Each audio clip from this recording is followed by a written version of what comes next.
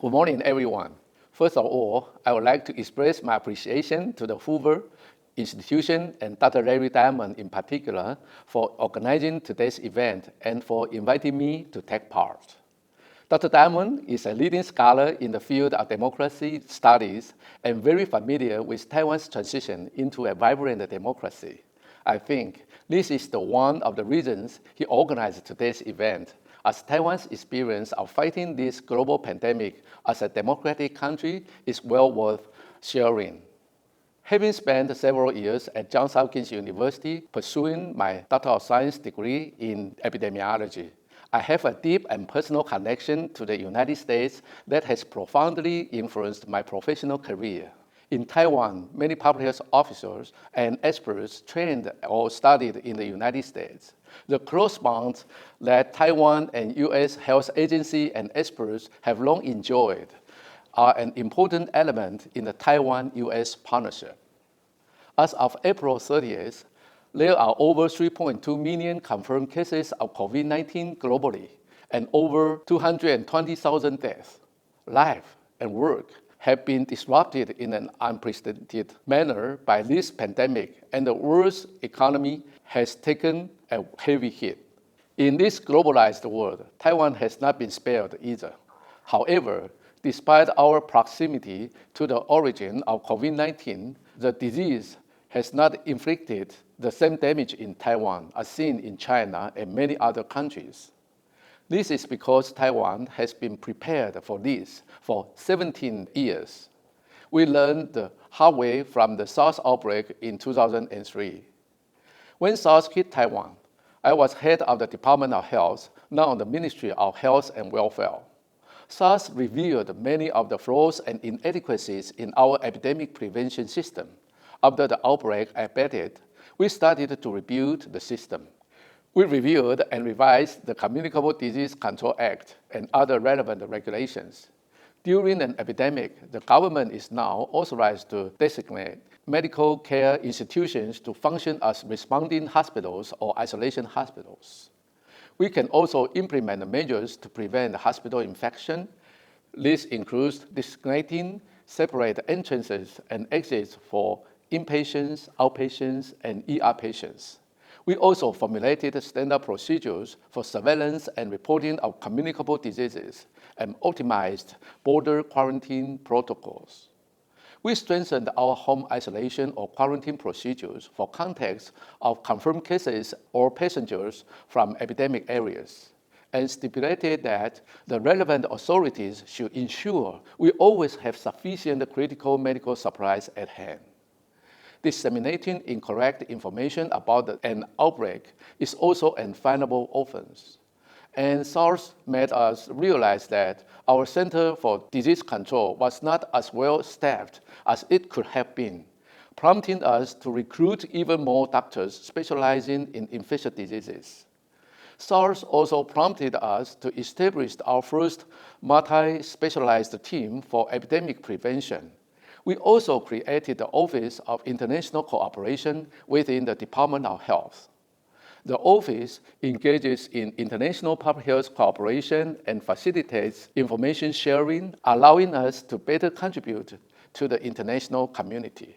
The purpose of this systemic overhaul was to achieve transparency and promote information sharing and international cooperation.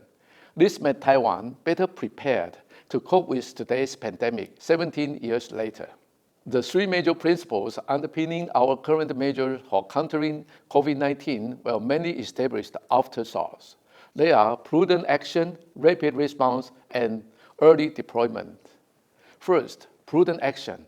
It is important to monitor emerging infectious disease, especially in the region where we are located, near China. On December 31st last year, Taiwan CDC officers noted a post online with proclamation issued by the local authority in Wuhan, China, detailing a number of suspicious cases of an illness with symptoms similar to SARS. After careful deliberation, we informed the World Health Organization that patients with this illness has been isolated for treatment in Wuhan. This was sent via email through the International Health Regulation Mechanism. Second, Rapid response. On December 31st, we also implemented onboard quarantine measures for all passengers flying into Taiwan from Wuhan and activated a series of other preparatory measures.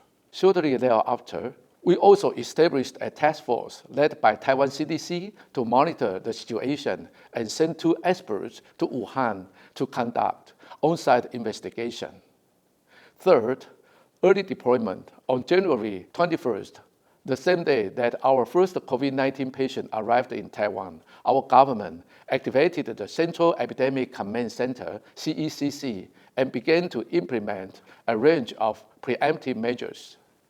This exemplifies our whole-of-government approach. We also enhanced the border control procedures to identify imported cases. All travelers entering Taiwan were screened properly. Since March 19th, 14-day home quarantine is mandatory for all passengers. Close contacts of confirmed cases are also placed under home isolation. After 14 days, all of them have to undergo another 7 days of self-health management. In addition, an adequate supply of PPE has been critical. We experienced a serious shortage of N95 masks during the SARS outbreak. This time, we knew we needed to increase our production capacity for masks and even implement a rationing system if necessary. We can now produce more than 50 million masks a day with plans to eventually produce 20 million masks a day. Among all of the measures we adopted, I would like to point out a critical element of Taiwan model, transparency. From the very beginning of the pandemic, the Taiwanese government has spared no effort in ensuring that the general public has open access to COVID-19 information. The CECC has held a daily press briefing since January. During this event, the Minister of Health and Welfare and his team share the latest numbers of confirmed cases. They also explained their approach to preventing the spread of COVID-19 and related policy decisions. These briefings, in turn, generate accurate news across a broad spectrum of media outlets. By being as transparent as possible from day one, the CECC quickly established its authority and earned the trust of the public. This trust has had a stabilizing influence on society, encouraging citizens to follow government guidance and rules, and making the public less vulnerable to disinformation campaigns. This has created a virtuous cycle.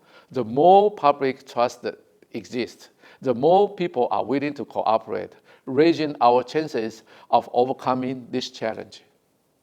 There is no doubt this can only happen in a democratic society where the government is held accountable and must respond to people's demand.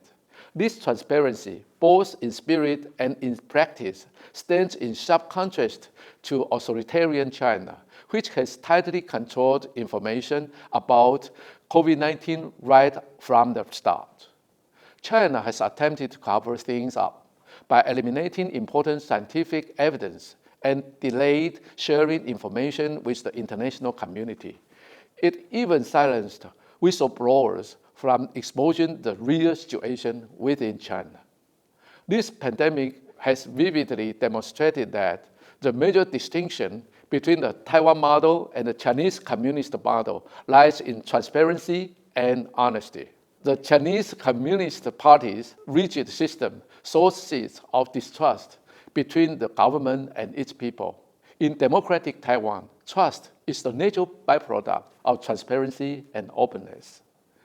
In the fight against this global pandemic, no one can or should be left behind. We can only win this battle through close information sharing and collaboration. Taiwan once stood alone during the SARS pandemic and now is excluded from World Health Organization. Yet, our painful experience taught us that no country should face a pandemic alone. International cooperation is the only way to fight a global outbreak. This time around, the Taiwan model has earned worldwide recognition. We are more than happy to share our knowledge, experience, and expertise with the international community Taiwan can help, and Taiwan is helping. Let us start with the United States as true friend and key partner. In dealing with the public health emergencies, Taiwan and the United States has long enjoyed a good working partnership. During the SARS outbreak, World Health Organization declined to send experts to Taiwan to investigate, and we were excluded from the international response mechanism. Fortunately, the United States helped Taiwan through its CDC, enhancing our capacity to deal with the situation. Turning to the COVID-19 response, in mid-March, Taiwan and the United States issued a joint statement announcing efforts to curb the disease by enhancing cooperation in several areas. One important platform has been the Taiwan-US Global Cooperation Training Framework, GCTF. Since the inception of the GCTF in 2015, Taiwan and the United States have joined hands to enhance capacity building among regional partners, helping them cope with challenges emerging across the Indo-Pacific. Public health has been a priority, and we have held numerous GCTF workshops sharing expertise and best practices. Just a week ago, we jointly organized a virtual GCTF workshop on combating COVID-19 disinformation. There will be more workshops like this in the coming month. Other than actively sharing our experience and expertise, Taiwan has also donated face masks and medical equipment to countries around the world, including the United States, to support frontline medical workers. As of April 30th, we had donated over 3.5 million face masks to the United States and 70 million masks worldwide. We have also donated thermal imaging cameras to our diplomatic allies. Elsewhere, Taiwan's top research institute, Academia Sinica, has held video conferences with EU officers and scientific research institutions in the Czech Republic and Turkey to discuss possible collaboration. Taiwanese hospitals are also using video conferencing to share our disease prevention experience and techniques with countries that need help. In times of crisis, countries around the globe must unite and work together to overcome challenges. We will continue to help the international community by providing face masks, pharmaceuticals, and technologies. We firmly believe that in a globalized world, we will never be safe unless other countries can bring outbreak under control. For this reason, Taiwan must do its part to stop the spread of this pandemic. For the sake of global unity and international cooperation, Taiwan's participation and involvement in the World Health Organization, the world's most important public health agency, should no longer be blocked. Excluding Taiwan from the World Health Organization system not only ignores the rights and interests of Taiwan's 23 million people, but also increases the risk of a potential gap in the global health and disease prevention network. The WHO Secretariat says it has maintained regular technical exchanges with Taiwan's health authority over the years. However, the truth is we have great difficulty in assessing technical working level meetings with WHO experts.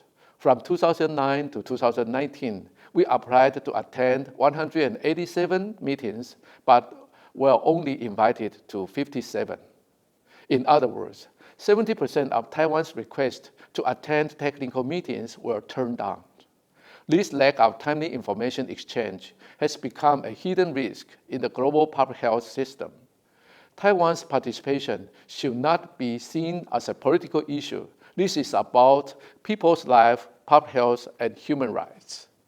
Thanks to strong and active advocacy from such friends as the United States, like-minded countries, and our diplomatic allies, we are glad that WHO has finally reached out to us and set up means of exchanging information about COVID-19 via teleconferencing. But this is a fragmented measure and far from ideal.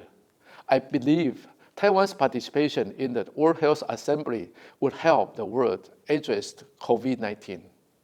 We call on WHO to stand up for its self-declared idea of professionalism and neutrality by inviting Taiwan to attend the World Health Assembly as an observer and grant Taiwan full participation in all World Health Organization meetings, mechanisms, and activities without political preconditions. It has become clear to the world that Taiwan model in fighting the COVID-19 outbreak has been effective and that our story needs to be heard. Taiwan has responded to COVID-19 extraordinarily well. By sharing our experience, we can help the international community better prepared for the next pandemic. Nobody knows when we can put this pandemic behind us or when the next outbreak will occur. The most important thing is that all countries learn the lessons and adopt the measures in preparation for future outbreaks, just as Taiwan did after SARS in 2003. We will continue to share the Taiwan model and do our best to make contributions as a responsible member of global health community. Together, we can defeat this virus, which knows no boundary and cares nothing for politics. Thank you very much.